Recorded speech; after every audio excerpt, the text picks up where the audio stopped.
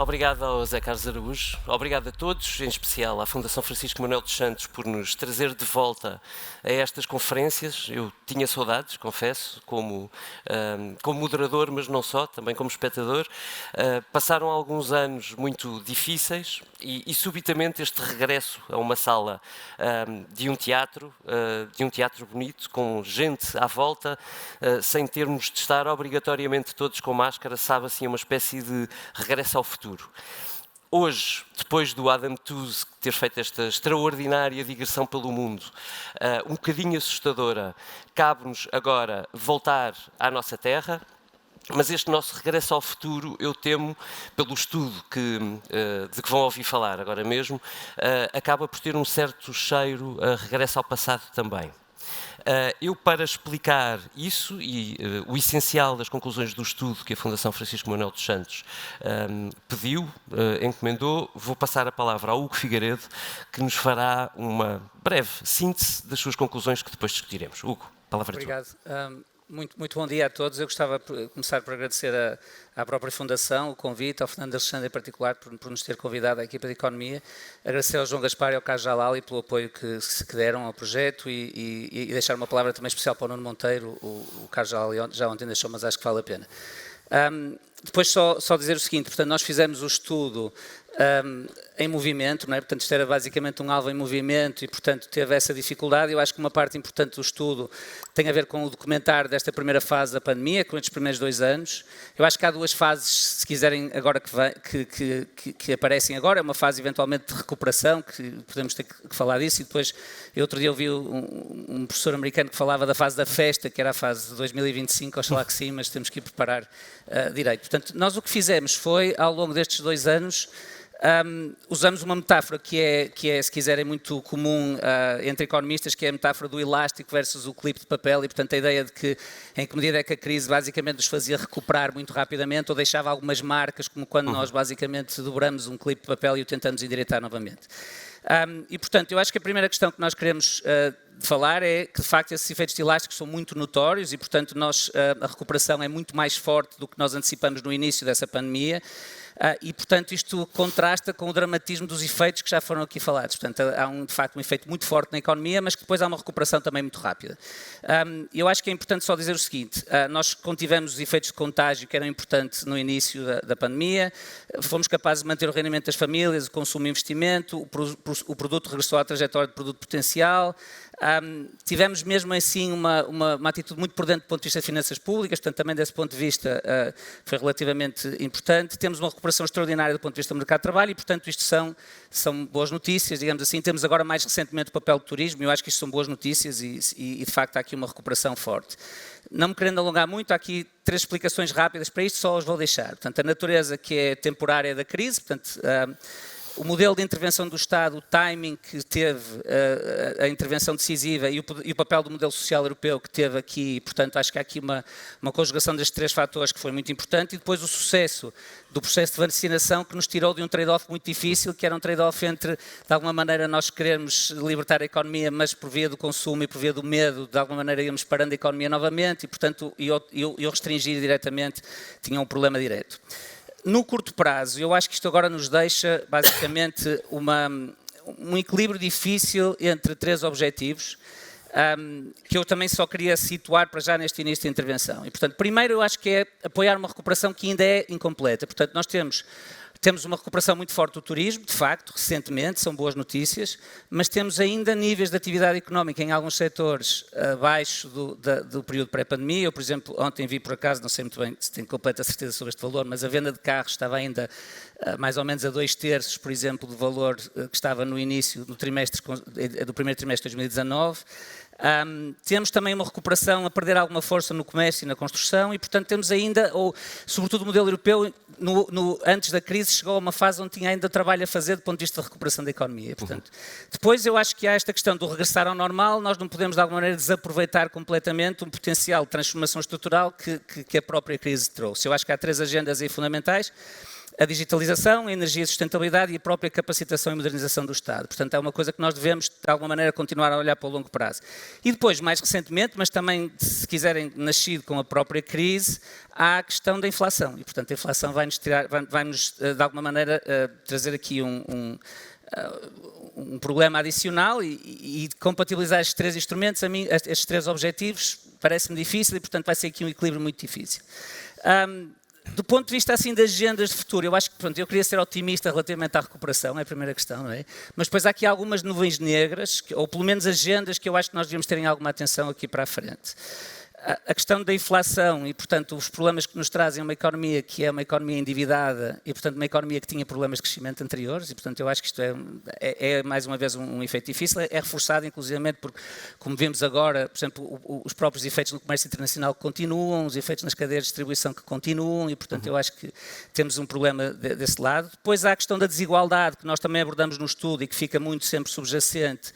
E eu acho que aqui, por exemplo, do ponto de vista das trajetórias de produtividade das pessoas mais jovens, com qualificações intermédias, por exemplo, é um tópico que eu acho que merece discussão, e a própria capacitação dos sistemas de proteção social para incluir estes grupos que estavam mais desfasados. E depois, para terminar, acho que há de facto um valorizar do papel do Estado, que eu acho que notamos que é um papel fundamental e importante, mas de alguma maneira que surge numa altura onde temos também, quer por via da saúde, quer por via das despesas de defesa, portanto temos de alguma maneira um peso do Estado se calhar com tendência a crescer, mas isto a compatibilizar também com um endividamento ainda grande, com o problema da inflação e portanto temos aqui um conjunto de desafios que eu acho que são difíceis e portanto eu era uma nota menos otimista, digamos assim, mas sob um otimismo de recuperação muito forte que eu acho que nós também deixamos no estudo. Portanto, nós tentamos fazer esta dupla, tentamos aproveitar esta questão da metáfora entre os elásticos e as cicatrizes que o Carlos Jalali ontem já falava e portanto acho que foi isso que tentamos fazer. Hugo, obrigado. Eu gostava de ouvir a Susana, um ligeiríssimo enquadramento sobre o que nos diz o estudo. Eu acho que nos dá imagens e números muito concretos sobre uma realidade que nós percepcionamos, ou fomos percepcionando à distância nestes 2 anos. É que a União Europeia seguiu um modelo de intervenção muito diferente durante a pandemia daquele que foi seguido na União Europeia. E, portanto, também em Portugal. E é um modelo europeu o que opta por, na prática, eu acho que a palavra usada no estudo é hibernar, fazer hibernar a economia, muito com base em apoios como o layoff, esse é decisivo, é o apoio-chave para uma política deste tipo, de maneira a que pensaram, imagino eu, os políticos europeus, quando saíssemos da pandemia, pudéssemos ter o status quo mais ou menos intacto e com isso pudéssemos alavancar uma recuperação muito forte da economia. Susana, eu gostava de te ouvir sobre um aspecto focado pelo Hugo, que é o das desigualdades verificadas no estudo que agora conhecemos. Nomeadamente, óbvio, quando falamos de desigualdades, podemos falar de várias perspectivas, eu gostava de te ouvir sobre as desigualdades sociais que daqui relevam, que sobraram deste período pandémico. E o que é que te preocupa mais nele? Bem, obrigada, David. Queria também agradecer a oportunidade de estar aqui e dar os parabéns ao Hugo e à equipa pelo trabalho extremamente completo e exaustivo. Eu convido-vos realmente a irem ler o trabalho porque é uma panóplia de evidência acerca de quase tudo aquilo que aconteceu na nossa economia ao longo dos primeiros 2 anos da pandemia. Para responder à tua pergunta, David, nós na Europa tivemos de facto este recurso aos esquemas de layoff simplificado, que no fundo o que é o layoff? O layoff, em Portugal nós chamamos-lhe layoff, na verdade no resto do mundo não se chama assim, mas isso não é muito importante. Mas são esquemas no fundo às vezes, por exemplo, em francês chama-se desemprego técnico, ou seja, quer dizer que uma empresa que tem de temporariamente parar o seu trabalho, em vez de se desfazerem os laços que ligam os trabalhadores às empresas, que têm uma série de componentes importantes que têm a ver com a própria cultura empresarial, com a integração nas equipas, com o conhecimento próprio ao processo produtivo daquela empresa e, portanto, pode ser extremamente, pode ser um custo muito elevado para as empresas e logo para a economia fazer com que estas disrupções temporárias levem a uma destruição dessas ligações que se geram no seio das das empresas e que nos fazem ser especialmente produtivos quando trabalhamos especialmente bem numa equipa, numa empresa. E, portanto, a ideia é um bocadinho permitir essa hibernação ou esse congelamento temporário dessa relação de trabalho para, uma vez que a empresa ultrapassa esse período temporário de dificuldade, estar, é quase um interruptor, não é? Volta-se a ligar o interruptor e aquilo está tudo pronto para voltar a trabalhar, em vez de estarmos a ir outra vez a recrutar pessoas, etc. Isso é enfim, há investigação sobre isso, que vinha da crise prévia e que mostra que estes esquemas de proteção do desemprego temporário deste desemprego técnico temporário têm vantagens no mercado de trabalho e, portanto, a Europa realmente optou massivamente por esses esquemas, quando nos Estados Unidos não aconteceu isso. As pessoas foram para esquemas normais de apoio ao desemprego. Perderam o emprego, tiveram apoio ao desemprego e depois tiveram que arranjar emprego quando a economia voltou a funcionar. Mas o layoff, de facto, quando nós pensamos nele, ele foi um esquema que protegeu, sobretudo, as pessoas que têm uma relação muito estável com o mercado de trabalho, ou seja, as empresas estavam proibidas de despedir, mas não estavam, por exemplo, obrigadas a renovar contratos temporários. Não estavam igualmente obrigadas a manter relações com prestadores de serviço, aquilo que nós chamamos os falsos recibos verdes. Nem eu estou a dizer de maneira nenhuma que deviam ter estado, pelo contrário.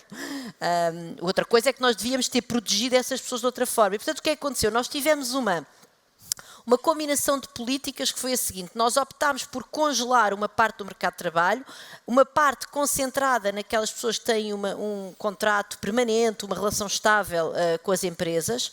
Não é claro, quer dizer, não há nenhuma razão para nós querermos que essa era a parte do mercado de trabalho que devíamos ter congelado. Também não há nenhuma razão para querermos o contrário. Mas, quer dizer, é importante para nós termos a tal transformação estrutural da economia que nós queríamos ter, e agora queríamos tornar-nos mais verdes, mais digitais e tal. Quando nós congelamos muito, isso também é um problema.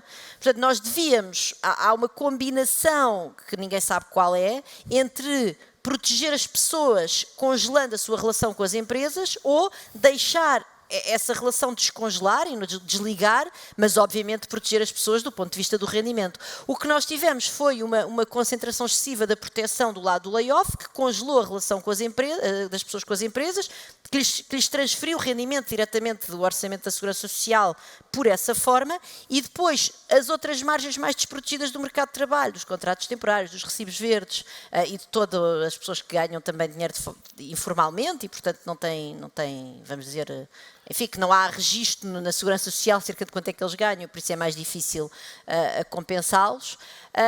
Essas pessoas não só não tiveram a sua relação congelada com as empresas, como acabaram também por ter, do ponto de vista depois de programas de proteção do seu rendimento, programas que foram muito menos ambiciosos, desenhados pela Segurança Social. Tinham critérios de acesso, tinhas critérios, por exemplo, tinhas que perder uma determinada percentagem substancial do teu rendimento para poderes ter acesso a ajudas. As ajudas nunca cobriam a mesma percentagem do rendimento do que, por exemplo, o layoff, que chegou a estar nos 100%, como é sabido, nos 100% do salário, o que não é 100% da remuneração, e pronto. E, portanto, isso aí é o que, no fundo, determina esta desigualdade, não é? Por exemplo, há uma figura muito interessante no trabalho que mostra situações de perdas várias, perda de trabalho, desemprego, perda de rendimento por quintil de rendimento, e tu vês que nos 20% de pessoas mais pobres do país há mais de 90% que enfrentaram qualquer uma dessas perdas. Percentagem que nunca chega acima dos 70%, julgo eu, nos outros quintis. Porquê? Porque essas são as pessoas que estavam mais desprotegidas e que, no fundo, não tiveram a sua relação de trabalho. Muitas delas têm vínculos estranhíssimos com o mercado de trabalho, algumas não têm nenhum, e esses vínculos não foram congelados, e bem, provavelmente, mas também não houve uma proteção do rendimento que depois substituísse portanto, esse canal de fazer chegar a rendimento às pessoas através das empresas e através do mercado de trabalho mais formal. Obviamente é o próprio gerador de desigualdades, porque a maior parte das pessoas mais desprotegidas da nossa sociedade não estão nesse mercado de trabalho extremamente formal. E, portanto, o que é que acontece? Quando nós olhamos para as estatísticas, o que elas nos dizem é que as pessoas que não estão nesses vínculos de trabalho laborais mais formais, mais protegidos, são precisamente as pessoas mais jovens e são as pessoas com níveis de rendimento de educação, peço desculpa, médios. E isso é também um efeito demográfico, porque já não há jovens com ensino básico. Essas pessoas mais velhas entraram no mercado de trabalho numa fase onde, enfim, tiveram acesso a esse lado mais protegido do mercado de trabalho. E, de facto, o que é que nós vemos hoje em dia? E só para terminar, o desemprego em Portugal, a taxa de desemprego em Portugal está neste momento abaixo da taxa de desemprego da zona euro, e nós já recuperamos o nível de desemprego pré-pandemia, o que é bom, mas quando olhamos para o desemprego jovem, em Portugal ele em março estava em 21,6% e na zona euro em 13,9%. Portanto, nós temos menor taxa de desemprego geral, mas nos jovens continuamos a ter uma taxa de desemprego muito elevada, e isto o que acontece? Mesmo que estas pessoas voltem rapidamente ao mercado de trabalho, aquilo que também a literatura mostra é que há efeitos que nós chamamos de cicatriz. Portanto, estas pessoas passaram por 2 anos extremamente instáveis do ponto de vista do seu rendimento, do ponto de vista dos seus projetos de vida e de trabalho, e isso vai deixar cicatrizes para o futuro, a não ser que nós possamos, a breve trecho, chegar a estas margens da população com políticas especialmente desenhadas para elas. Obrigado, Susana. Hugo, eu tenho aqui uma pergunta do público que encaixa com aquilo que estamos a discutir e que gostava de desafiar a responderes. Perguntam-nos, e eu já te concretizo um bocadinho por onde é que gostava que discutíssemos. Perguntam-nos se os jovens que sofreram em termos sociais, enfim, a Susana descreveu bem nesta sua intervenção, e que agora estão no início do seu mercado de trabalho, digamos assim, se os jovens podem contar economicamente para o futuro do país, ou se vão ser esquecidos. Eu lembro-me que no estudo vocês identificaram que uma consequência desta crise foi que os jovens sim foram... A desigualdade com os jovens acentuou-se, por assim dizer, para facilitar um bocadinho, mas ao mesmo tempo o prémio de qualificação aumentou. Eu gostava que discutisse um bocadinho isto, porque eu acho que isso ajuda a dar resposta a este elemento do nosso público, a quem agradeço a pergunta. Vão disparando, que eu vou vendo. E depois seguimos com a outra pergunta que queria fazer. Primeiro, sem dúvida, eu acho que temos que fazer com que contem, não é? Portanto, ou seja, essa é a primeira questão. Depois, eu imagino que a preocupação seja como, não é? Quer dizer, o sinal destes 2 anos não foi muito... Para quem é jovem está a começar, não foi muito animador, digamos. Eu acho que, quer dizer, há um primeiro efeito de prémio, mas que é um prémio na transição, não é? Ou seja, é um prémio que, se quisermos, do problema dos grupos menos qualificados, ou não com o ensino superior, não é? Portanto, ou seja, eu acho que há, por exemplo, há alguma transformação ao nível, por exemplo, da digitalização, e por exemplo, há um momento importante que nós vamos documentando, que é o momento do segundo confinamento. O momento do segundo confinamento parece, em todas as estatísticas que nós olhamos, que é de facto um momento de realização, que não é uma coisa meramente temporária ou de curto prazo, e portanto há alguma alteração do ponto de vista de contratação, etc. Eu acho que isso claramente favorece um público mais qualificado. Mas eu acho que depois o problema é maior do que esse, e portanto depois eu acho que há 2 problemas que afetam quer o público, quer os estudantes ou os diplomados do ensino superior, quer os diplomados, por exemplo, do ensino secundário, não é? Que era o que a Susana estava a falar da questão da integração e das várias cicatrizes que os processos, que ainda por cima são 2 processos num período de mais ou menos 10, 15 anos, portanto são 2 crises, e eu acho que isso tem um problema mesmo dentro dos diplomados do ensino superior, que começam a ser uma porcentagem muito importante da população jovem, em que muitos deles estão também em processos relativamente com pouca estabilidade nas relações de emprego, e portanto, pelas questões que nós estamos a falar, depois há pouco investimento das empresas, portanto, nessas camadas jovens, e portanto depois há muita... Quando nós falamos de precariedade, não é no sentido... Nem é tanto, eu acho que muitas vezes a flexibilidade é importante, mas é uma flexibilidade que depois acontece a passar de uma empresa onde eu não acumulo nada para outra empresa, e portanto esse tipo de trajetórias eu acho que é um problema, e vão marcar as pessoas, as tais cicatrizes vão ficar, não é? E eu acho que isso acontece mesmo dentro dos diplomados do ensino superior, que vinham, por exemplo, que vêm uma vantagem na crise e que também tinham uma vantagem muito grande na crise anterior. Portanto, nós vemos sempre uma vantagem na crise, mas de alguma maneira é uma vantagem pela negativa, não é? Ou seja, é uma vantagem que de alguma maneira é por estarem... Nós utilizamos num estudo anterior que fizemos a imagem de um paraquedas, não é? Portanto, de alguma maneira as qualificações dão um paraquedas onde a pessoa cai mais devagarinho, não é? Portanto, os outros em baixo caem mais rápido e ao cair mais rápido. E portanto, o que eu ia dizer é que também depois um grupo que eu acho que nos deve preocupar é o grupo de jovens com qualificações que já não são muito baixas, mas são agora qualificações intermédias, por exemplo, que ainda tem, eu acho uma importância, uma ligação muito forte aos serviços pessoais, e portanto teve um impacto muito forte o turismo, que ainda por cima reforça aquelas relações pouco estáveis de emprego. Eu acho que isso é um problema em termos de produtividade, ou seja, eu acho que isso pode vir a ser um problema em termos de produtividade, é um problema em termos de salários, e acho que é algo que devemos enfrentar mesmo também à volta do que nós depois discutimos no estudo. A Susana também está a falar em parte desta dualidade do mercado, não é? Desta segmentação que o mercado tem, que é uma coisa que nós até não é deixamos de falar, vamos falando, mas nunca vamos resolvendo, não é? Portanto, este contraste, por exemplo, com a situação dos países mais a norte, a taxa de desemprego jovem, quando comparamos com a taxa de desemprego, é fundamental, não é? Eu acho que isto que tu dizes encaixa muito bem. Deixa-me passar agora a bola ao Miguel Faria Castro. Miguel, tu tens uma experiência fora de Portugal, estás numa experiência fora de Portugal, e isso ajuda-nos talvez a ler isto de uma outra perspectiva, ou pelo menos conhecendo bem uma outra perspectiva.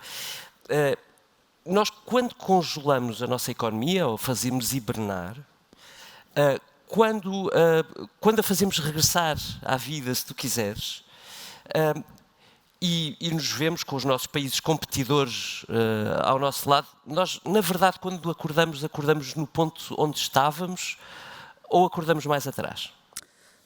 Obrigado. Para começar, obrigado por me convidarem para o painel. Recomendo a todos vivamente que leiam um estudo. Se não quiserem ler as 90 páginas, há também um resumo muito bom. É um tratado sobre aquilo que se passou com a economia portuguesa durante o período da pandemia e o período de desconfinamento. Em relação à tua pergunta, pronto, como o Hugo explicou, como já explicaste, como a Susana explicou, a decisão, não apenas em Portugal, mas na Europa, principalmente comparativamente aos Estados Unidos, foi de hibernar, congelar a economia, tentar manter o status quo o mais possível e garantir que assim que a situação de saúde pública passasse, conseguiríamos reacordar, descongelar a economia e seria semelhante ao que existia antes. Eu penso que isto teve algumas vantagens, principalmente comparando um pouco a Europa com os Estados Unidos, mas mais especificamente para o caso português. Isto teve algumas vantagens que já falámos em termos de coesão social e da manutenção do capital relacional entre trabalhadores e empresas, que a Susana já mencionou, mas acho que também isto gera alguns desafios. Penso que, em primeiro lugar, há desafios em termos de crescimento no médio e no longo prazo, que têm a ver com o facto de certa forma, ao fazermos a economia hibernar, ao congelarmos a economia, termos, de certa forma, rejeitado essa transformação estrutural que a pandemia nos trouxe. Há a questão da transição digital e energética e ecológica que a Susana já referiu, mas há também o facto de que nós, enquanto indivíduos, todos os dias desempenhamos duas funções económicas que, quando agregadas, são extremamente importantes para a economia, que é escolhemos quanto e como consumir e quanto e como trabalhar. E a pandemia veio alterar radicalmente a forma como nós consumimos. O Adam, na sua apresentação anterior, mostrou para os Estados Unidos, por exemplo, a evolução de diferentes tipos de consumo para os Estados Unidos, mas um gráfico semelhante seria produzido para qualquer economia avançada. O facto de termos passado a consumir muito mais bens duradouros, muito menos bens duradouros, o facto de usarmos muito mais plataformas digitais na forma como consumimos. Naturalmente, com o trabalho houve mudanças, se calhar, ainda mais significativas, obviamente a questão do teletrabalho, o facto do advento. O teletrabalho já era uma tendência que existia antes do Covid, mas obviamente a pandemia veio reforçar imenso o papel do teletrabalho e tornou o teletrabalho permanente em muitas indústrias e muitos setores. Portanto, houve determinadas indústrias, determinados setores que se conseguiram manter e que, aliás, beneficiaram todas estas mudanças que a pandemia trouxe, e houve outros setores e outras indústrias que perderam bastante terreno. Ora bem, nós, ao congelarmos a economia portuguesa, no momento em que a descongelamos, ela acorda para uma economia mundial que mudou bastante.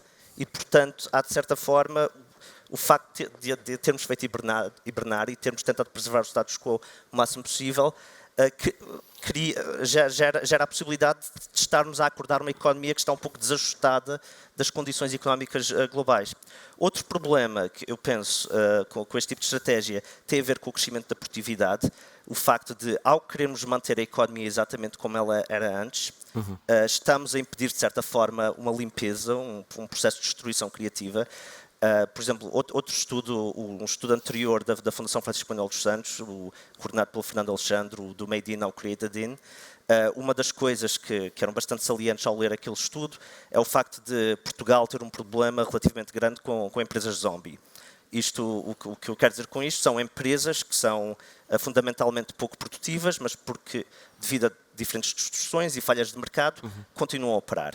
E a ideia é que estas empresas estão a consumir e a utilizar recursos que podiam ser mais produtivamente utilizados por outras novas empresas. Mas devido à forma como as instituições funcionam, essas empresas continuam a operar. Ora, nós ao tentarmos manter ao máximo o status quo, estamos de facto a impedir que essas empresas sejam limpas, de certa forma, por este enorme choque que as economias receberam.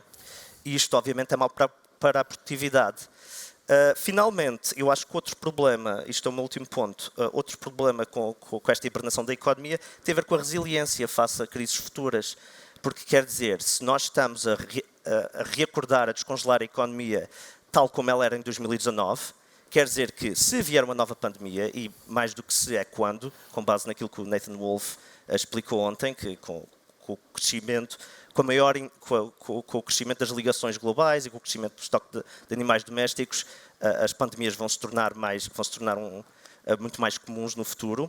Quando vier uma nova pandemia, se a nossa economia é igual à que era em 2019, vamos ter exatamente os mesmos problemas que tivemos em 2020, ou seja, uma queda enorme do PIB, 1,5 milhões de trabalhadores em layoff, todos os problemas inerentes às desigualdades de que falou o painel ontem.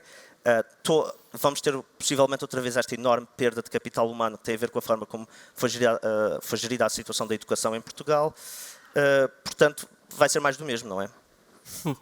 Miguel, ainda tu, e depois ouvir a Susana, porque eu acho que há aqui um lado que é muito curioso no estudo, porque lendo todo, dá-me a sensação que nós estamos numa encruzilhada permanente em Portugal.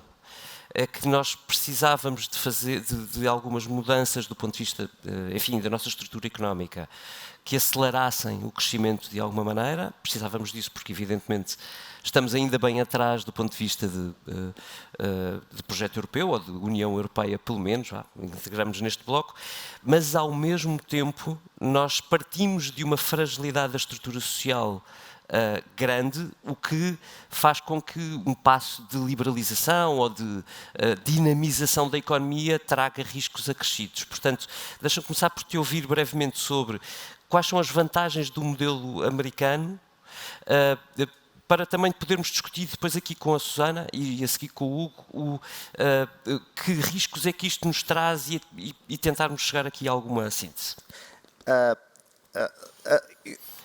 Isto também alinha com aquilo que o Adam disse à versão anterior. Eu acho que, no geral, há alguns problemas em tentar comparar muito o modelo americano ao modelo europeu, mas tentando, porque o modelo americano também tem vários problemas, mas penso que uma das vantagens do modelo americano, nos Estados Unidos, basicamente a ideia era vamos deixar de despedir, vamos deixar falir e vamos contar com um mercado de trabalho mais dinâmico e um ecossistema de empreendedorismo mais dinâmico para que haja recuperação, e de facto houve essa recuperação. E uma das vantagens do modelo americano, portanto, é um pouco que abraça essas transformações estruturais que a economia nos trouxe. Tal como disse antes, a forma como nós consumimos, a forma como nós trabalhamos alterou-se muito. Determinados modelos de negócio deixaram de ser sustentáveis, deixaram de ser lucrativos. Esses negócios, esses modelos de negócio desapareceram, ou estão lentamente a desaparecer nos Estados Unidos e são substituídos por outros novos modelos que são mais adaptados, de facto, a essas alterações de comportamento e da forma como nós vivemos, trabalhamos, consumimos, etc., que a pandemia nos trouxe. Isso tem vantagens, voltando à minha resposta em relação à questão de Portugal, penso que isso tem vantagens tanto a nível de crescimento, porque isso quer dizer que a economia americana, em princípio, está mais adaptada ao novo normal, de certa forma. Tem vantagens em nível de crescimento de produtividade, porque há esse efeito de limpeza das empresas zombie, das empresas cujos modelos de negócio já não são sustentáveis. E, finalmente, penso que será uma economia mais resiliente, na medida em que, quando vier a próxima pandemia, uma vez mais não é se, é quando, em princípio estará melhor preparada para enfrentar esses problemas. Susana, queria ouvir-te sobre isto e sobre as fragilidades de partida da nossa estrutura social, laboral e económica. Pois, eu acho que, quer dizer, em Portugal, na verdade, essa flexibilidade existe, só que ela é exercida apenas num lado do mercado de trabalho. Portanto, quando nós temos uma das economias da OCDE com a maior percentagem de contratos temporários, estamos para aí nos 22%, uma coisa assim, é a Polónia, a Espanha, estamos sempre ali no top com esses dois países. Isso quer dizer que as empresas exercem essa flexibilidade e bem. Quer dizer, nós não podemos obrigar as empresas a manter o nível de emprego, sobretudo num mundo, aliás, extremamente incerto, e desse ponto de vista a apresentação anterior acho que deixou toda a gente bastante ciente do facto de nós estamos a entrar num período de grande incerteza, ou seja, isto não foi um incidente isolado, a pandemia, e estamos com a guerra, etc. E, portanto, e as alterações climáticas, enfim, tudo aquilo que nos está por cair em cima. E, portanto, nós não podemos, obviamente, obrigar as empresas a manter relações de trabalho quando não têm, lá está, quando já não têm negócio, e muitas vezes já não têm negócio porque esse negócio está a desaparecer no contexto desta transformação estrutural da economia. Mas, portanto, quando nós temos, eu repito, um mercado de trabalho que é um dos mercados mais duais, ou seja, com a maior percentagem de contratos temporários da OCDE, na verdade, temos um mercado de trabalho bastante flexível, só que essa flexibilidade é exercida apenas por uma parte do mercado de trabalho. E qual é essa parte? Já aqui falámos, são os mais jovens, que depois acabam por ser jovens até aos 40 e tal anos, porque nunca conseguem entrar na parte do mercado de trabalho mais formal, mais protegida. Que ela é provavelmente demasiado protegida. Agora, o que eu acho que era importante, na verdade, era só nós conseguirmos desligar um bocadinho na nossa mente a ligação entre proteger as pessoas e proteger o seu emprego. Porque nós podemos perfeitamente proteger as pessoas sem estar a passar isso pela canalização da empresa, como fizemos com o layoff. Nós podemos fazer chegar rendimento às famílias, deixar, lá está, desfazer esses laços do tal capital relacional que existe entre os trabalhadores e as empresas para permitir que a economia se reinvente, não deixando cair as famílias em situações de extrema vulnerabilidade. E nós aqui estamos um bocadinho sempre em Portugal, um bocadinho obcecados com essa ideia de que se resolve tudo congelando o emprego e fazendo chegar dinheiro às pessoas através das empresas. Portanto, isso para mim é o principal. É evidente que o modelo americano, enfim, tem vulnerabilidades sociais muitíssimo superiores àquelas que são comuns na generalidade, em todas as economias europeias, e que isso faz parte de uma escolha democrática, e eu julgo que democraticamente este país e os outros países da União Europeia têm todo o direito a proteger o seu modelo social, mesmo que isso tenha, e está para provar se tem ou não, custos do ponto de vista da taxa de crescimento. Agora, a questão é essa. Eu acho é que nós temos de começar a perceber que nós podemos proteger o nosso modelo social sem usar as empresas como canalização. Isso eu gostava muito que acontecesse, mas não tenho a certeza que estejamos lá perto. Isto dá-me exatamente o mote. Obrigado, Susana. Para passar a bola ao Hugo. Hugo, há aqui algumas perguntas, enfim, elas estão muito relacionadas com aquilo que temos estado a discutir, mas há quem pergunte mesmo diretamente, quem nos pergunte muito diretamente que tipo de reestruturações é que seriam necessárias fazer na economia portuguesa para a tornar mais competitiva e acelerar o crescimento económico. Eu sei que é uma pergunta para $1 milhão, eu acho que nem o Adam há pouco nos conseguiria facilmente responder, mas se calhar o estudo ajuda-nos a responder uma ou outra também que aqui está e em conjunto consigas alinhar.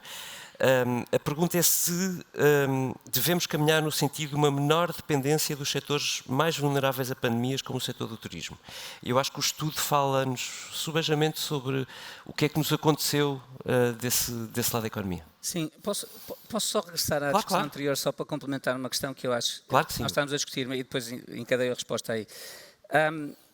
Eu acho que a questão da comparação do modelo americano com o modelo europeu, eu não acho que o modelo americano fosse uma boa alternativa, ou seja, e portanto, aliás, acho que o modelo americano em parte resulta da não existência de estabilizadores automáticos que decorrem do próprio modelo de proteção social, não é? E, portanto, aliás, acho que o debate que se está a ter agora é mais interessante, em que medida é que nós podemos atualizar esses estabilizadores automáticos para os tornar, portanto, o estabilizador automático é basicamente aquela capacidade que, por exemplo, um subsídio de desemprego tem para automaticamente, de forma esperada, entrar em contraciclo, não é?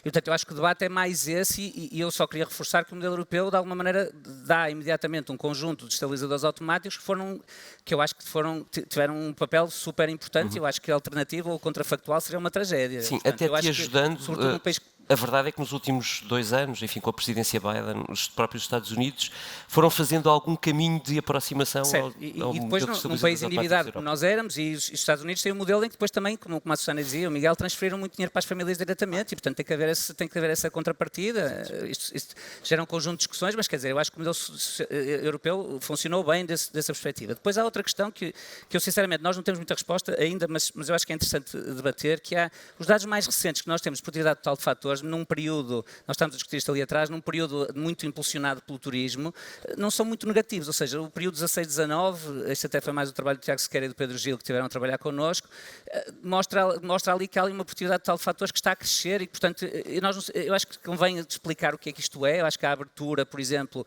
há claramente uma abertura ao exterior novamente, há alguma competição, alguma capacidade competitiva que está a surgir, há se calhar o ganhar de valor acrescentado nas cadeias de distribuição do turismo, que eu acho que também é importante, e, portanto, eu acho que isso são, de alguma maneira, pontos positivos. Respondendo mais diretamente à questão, que eu acho que era a questão de como é que nós geramos o crescimento, não é? Ou seja, o que eu diria era, com esta ideia de que o modelo europeu foi uma boa aposta, mas também com o que o Miguel dizia, que nós não podemos perder o comboio da transformação estrutural, eu acho que, de facto, o papel das agendas de crescimento e o papel do PRR e instrumentos desse tipo, tendo neste momento, eu acho que é importante, não é? E, portanto, agora, há sempre este risco portanto, eu acho que há aqui eu não sou se calhar a pessoa mais qualificada para avaliar para o PRR, mas, por exemplo, há um efeito no investimento das empresas que eu acho que é fundamental, ou seja, por exemplo, nós tínhamos um problema de investimento, um problema acumulado de baixo investimento na economia portuguesa, que eu acho que de alguma maneira tentar resolvê-lo de alguma forma, acho que é importante, não é? Portanto, eu acho que esta transformação estrutural só acontece com investimento, não é? Ainda por cima com uma terceirização forte e, portanto, também nem é tão fácil fazer como se tivéssemos uma estrutura mais industrializada ainda. Portanto, eu acho que isto é importante. E, portanto, eu acho que essa é uma dinâmica. Depois, a outra dinâmica, além dessa, é a dinâmica, eu diria também, de capacitação da própria máquina do Estado. Eu também acho que mesmo, quer dizer, há sempre esta questão, por exemplo, havia sempre esta discussão que o PRR tem uma importância muito forte no Estado versus o privado, mas se a relação entre público e privado fosse muito melhorada, isso do ponto de vista também de produtividade é uma coisa que, e portanto a própria capacitação do Estado nesta relação com o setor privado me parece uma coisa fundamental. E depois o modelo que falámos há um bocadinho, que é que podemos passar de um modelo onde nós não estamos tão dependentes, se calhar, da empresa, comunidade de transmissão de proteção social, mas podemos de alguma maneira estar mais aptos a fazê-lo diretamente, assumindo que às vezes é um papel difícil, sobretudo numa economia como a nossa, que é endividada, não é? Que é o problema de nós temos que assumir um papel ativo do Estado, mas que devia ser desburocratizado e, portanto, muito moderno no sentido eficiente, e depois assumir o seu papel, que depois, por cima daqui para a frente, é capaz de ser um papel importante, não é? Vai haver a questão da defesa, a questão da saúde, há mesmo a questão do long Covid, portanto, há uma questão de atrasos, como vimos ontem, que ficaram por resolver, portanto, há aqui um conjunto de desafios que não é muito fácil fazê-los só com o setor privado, não é? Portanto, esta relação a mim parece-me importante. Não sei se respondi à segunda pergunta, acho que não. Mas... A segunda pergunta é sobre os setores vulneráveis, mas já agora se puderes ir lá, porque a nossa economia evidentemente acentuou uma vertente terciária, se quiseres, de dependência do turismo, dependência talvez não seja a palavra certa, mas de ligação ao turismo ou de alavancagem no turismo, que evidentemente durante a pandemia foi muito difícil. Este ano estamos a recuperar, a questão é a recuperação da economia está a ser feita exatamente nos mesmos moldes, tanto quanto consegue o estudo ir depreendendo, e a questão é se isto faz sentido, não é? Pois, ou seja, eu acho que do ponto de vista assim, no curto prazo são boas notícias, não é? Ou seja, é preferível ter pessoas empregadas do que pessoas desempregadas, não é? E, portanto, aquilo que eu dizia há bocadinho também de nós sermos capazes de assumir posições ou um novo posicionamento nas cadeias de criação de valor do turismo, etc., em si mesmo também é importante. Agora, não é de facto um setor, quer dizer, onde depois os ganhos de produtividade que nós falámos possam aparecer muito facilmente e, portanto, se não fizermos as outras coisas, vai continuar a prolongar este modelo de dualidade, a mim parece, não é? Portanto, o que nós vemos também é, de facto, a importância que os serviços pessoais têm, isso aparece em todo lado, e, por exemplo, mesmo que estávamos a falar há bocado do emprego qualificado, os serviços pessoais são fundamentais também, não é? Portanto, ou seja, não há um mercado de trabalho qualificado e depois as pessoas com menos escolaridade estão só no turismo. Não é bem isso, ou seja, o turismo de facto o turismo e os serviços pessoais, etc. Não é tão fácil depois, quer dizer, transformar a produtividade a esse nível, é possível, não é? acho que temos de fazer mais do que isso, mas quer dizer, eu no curto prazo fico sempre com esta dúvida e ainda por cima depois nós estamos a discutir também lá atrás, depois há um regresso à normalidade que eu também acho que de alguma maneira é quase desejável, não é? Ou seja, as pessoas de alguma maneira têm uma certa ânsia para regressar à normalidade e portanto nós também estamos a tentar, quando estamos a falar de promover alguma mudança estrutural, estamos a promovê-la, mas também com uma ânsia, digamos assim, de regresso à normalidade, não é? De regresso ao presencial, nós todos sentimos isso, não é? E portanto também não facilita, quer dizer, esta transformação se calhar tinha que ter acontecido mais atrás. Miguel, queria ouvir-te sobre isto, mas já na perspectiva de... Nós temos uma pandemia que ainda não acabou, evidentemente há uma long Covid, mas há mais do que isso, o Adam Tooze explicou isso melhor do que eu conseguirei. Já vínhamos com uma tendência que também vinha da pandemia, mas não só, de aumento da inflação, e de repente em fevereiro aconteceu o que nós sabemos. E há uma pessoa do público que nos pergunta, então e a guerra? Acentua, inverte as tendências, o que é que nós fazemos? Que parte é uma excelente excelente questão, eu adorava saber a resposta a essa questão, mas uma tentativa de pronto, a forma como eu penso na pandemia, usando um modelo macroeconómico muito básico, é que houve uma contração da oferta agregada, porque de repente determinados setores deixaram de operar, isso foi muito evidente em Portugal, como nós já falamos, uma economia onde o turismo, que é uma atividade que efetivamente fechou, desempenha um papel grande. Portanto, houve de certa forma a oferta agregada fechou, o que leva a uma desaceleração do crescimento e em princípio conduz à inflação, e o Adam Tooze também falou disso na apresentação anterior, e depois, com todos os apoios do Estado, e os apoios, como já falamos bastante, foram muito diferentes entre a Europa e os Estados Unidos, mas o papel geral, tanto é que o efeito geral desses apoios, tanto em termos de política orçamental como política monetária, foi uma expansão da procura agregada.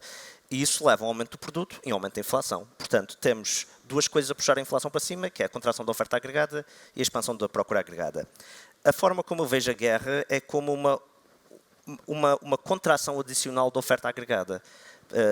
E neste aspecto há uma discussão grande entre economistas, tanto académicos como policymakers, etc., do quão comparável isto é àquilo que se passou nos anos 70, ao choque petrolífero. E, de certa forma, há coisas que eu acho que não são comparáveis. Uma vez mais, a estrutura das economias é muito diferente hoje em dia. Somos, felizmente, menos dependentes do petróleo do que éramos nos anos 70, mas ainda somos dependentes do petróleo, do gás natural, etc. Portanto, temos um choque energético, temos um aumento do preço dessas matérias-primas energéticas que são bastante importantes para o funcionamento das economias avançadas, e não só. Isso, obviamente, leva a uma desaceleração do crescimento e um aumento da inflação. Portanto, nesse aspecto, eu penso que é uma contração da oferta agregada. Agora, a questão é o que é que podemos fazer em relação a isto. Isso, em termos de política, devemos fazer o que quer que seja. Ora, tentar utilizar estímulos orçamentais ou estímulos monetários para tentar contrariar isto, apenas pode, de facto, abrandar a recessão que seria gerada pela guerra, mas vai causar, em princípio, mais inflação. Portanto, temos mesmo que nos focar em políticas mais do lado da oferta, que nos permitam voltar a expandir essa oferta agregada. Acho que uma coisa óbvia, que é uma coisa que se fala muito, que é supostamente um dos pilares do PRR, é a transição energética. É uma forma de tornar as economias mais resilientes e menos dependentes em combustíveis fósseis, etc. E depois também tem todo esse componente de inovação que pode levar a aumentos de produtividade. Tudo isso contribui para uma expansão da oferta agregada e pode nos ajudar a resolver a questão da inflação. Susana, tu tens escrito bastante sobre o PRR, tenho-te lido com muita curiosidade. Diz-nos lá tu, o que tu conheces vai ajudar-nos de alguma maneira a resolver isto? Sim, eu concordo exatamente com o que o Miguel disse, que nós temos de atacar isto do lado da oferta, mas não só, nós também devíamos redistribuir, que é para o choque da procura ser absorvido de maneira menos dolorosa, porque a inflação não é igual para todos. Cada um de nós tem uma taxa de inflação diferente. E quando nós temos uma inflação concentrada nos produtos energéticos e nos produtos alimentares, as famílias mais vulneráveis, mais pobres, são aquelas que gastam a maior percentagem do seu rendimento nesses bens e, portanto, tem uma taxa de inflação superior. Portanto, nós devíamos estar a arranjar maneira de chegar com mais cuidado a essas famílias e não estamos. Estamos a falhar miseravelmente. Os 60 euros, uma transferência de uma vez de 60 euros que o Governo inscreveu no orçamento para as famílias mais pobres, não chega para nada. Bom, então o PRR. O PRR, na verdade, na transição climática só tem 3... Bem, só é imenso dinheiro, mas quer dizer, tem 3 mil milhões de euros, não é? Depois tem 2,5 na transição digital e o grande pacote do nosso PRR são os mais de 11 mil milhões para a componente de resiliência. Mas pronto, mas isto depois também sofre um bocadinho daquela metalinguagem da União Europeia, porque na verdade quando nós vamos ver na componente de resiliência temos lá, por exemplo, capitalização e inovação empresarial, por exemplo, estas agendas de mobilização energética e verde com as empresas estão no pacote de resiliência, tal como estão as qualificações e competências, portanto um investimento na requalificação da nossa força de trabalho, que é muito importante quando nós temos o país da União Europeia com a população em idade ativa com menor nível de qualificação e, enfim, já para não falar no que andámos a fazer durante estes 3 anos letivos ao capital humano da geração que se segue, que é verdadeiramente desastroso e também não estamos propriamente a olhar para isso. O que eu acho... O PRR, o Luciano Amaral tem um livro na coleção da Fundação Francisco Manuel dos Santos sobre a economia europeia, a economia portuguesa, em que ele diz que nós temos esta mania de fazer listas de lavandaria. Ele chama-lhe mesmo listas de lavandaria, que é quando nós temos que resolver um problema em Portugal, começa aí a fazer uma lista. E o nosso PRR é um bocadinho isso, é uma lista de lavandaria. Provavelmente cada um daqueles itens de lavandaria, aliás, são todos muito importantes para a nossa economia, outra coisa é se vão ser bem aplicados, etc. Mas quer dizer, às vezes mais valia nós conseguirmos lavar o guarda-roupa todo de inverno e depois podia ser que o de verão, com o de inverno bem lavado, nós podíamos ir trabalhar melhor no inverno e depois se calhar já ganhávamos dinheiro para cuidar do de verão. Peço desculpa, estou só a usar a analogia estou a adaptar a analogia do meu amigo Luciano, do que estarmos com esta lista de lavandaria. Portanto, eu tenho alguns problemas com o PRR. O que eu acho, sobretudo, era que nós, para começar, pronto, agora está desenhado, é o que é, se nós ao menos conseguíssemos fazê-lo, eu já ficava mais descansada. E neste momento o que nós temos é, do ponto de vista da governança do PRR, um no man's land bastante problemático. Portanto, o Governo criou uma estrutura de missão, que é a estrutura de missão Recuperar Portugal, que ainda não está dotada do seu quadro de funcionários que seria necessário para implementar a sua missão de coordenação, fiscalização, etc. O Governo tem uma comissão de auditoria e controlo que só tem 3 pessoas que reúnem trimestralmente, não tem quadro de funcionários próprios. Essa Comissão de Auditoria e Controlo tem o Inspetor-Geral das Finanças, uma pessoa da Agência para o Desenvolvimento e Coesão, que é uma das instâncias que tem competência na aplicação do plano. Portanto, nós temos a pessoa que implementa, metida no órgão fiscalizador da auditoria, e depois esse órgão fiscalizador da auditoria não tem recursos próprios, tem que ir buscar recursos próprios à tal estrutura de missão Recuperar Portugal, que ainda não tem todas as pessoas lá a trabalhar e que, por sua vez, também não tem recursos próprios, depende da tal Agência para o Desenvolvimento e Coesão, que, entretanto, tem uma pessoa enfiada no Comitê de Auditoria e Controlo. Eu podia continuar, atenção, mas quer dizer, vamos lá levar isto a sério, meus amigos. Já passaram 2 anos desde que a União Europeia decidiu investir no Next Generation EU, já há um ano que praticamente há um ano que entregámos o nosso plano à Comissão Europeia. Ele está feito, tem os defeitos que tem, mas pelo menos vamos lá pôr os recursos para pelo menos esta lista de lavandaria virem de lá as roupas todas lavadas. Senão, então, realmente acho que estamos perdidos. Obrigado, Susana. Eu juro que queria que isto não acabasse assim com um ar muito pessimista, mas infelizmente eu acho que é só realista. Queria muito agradecer a quem nos mandou perguntas. Tenho algumas que chegaram um bocadinho mais no fim, já não consegui fazê-las. Peço desculpa a quem as enviou, eram mesmo boas perguntas. Aos membros do painel, à Susana, ao Miguel e ao Hugo, o meu muito obrigado. A vocês um conselho, ouçam mesmo o Alistair Campbell, nós nos Expresso fizemos numa entrevista, ele está em grande forma. Bom almoço, bom resto de conferência. Até já. Obrigado por tudo.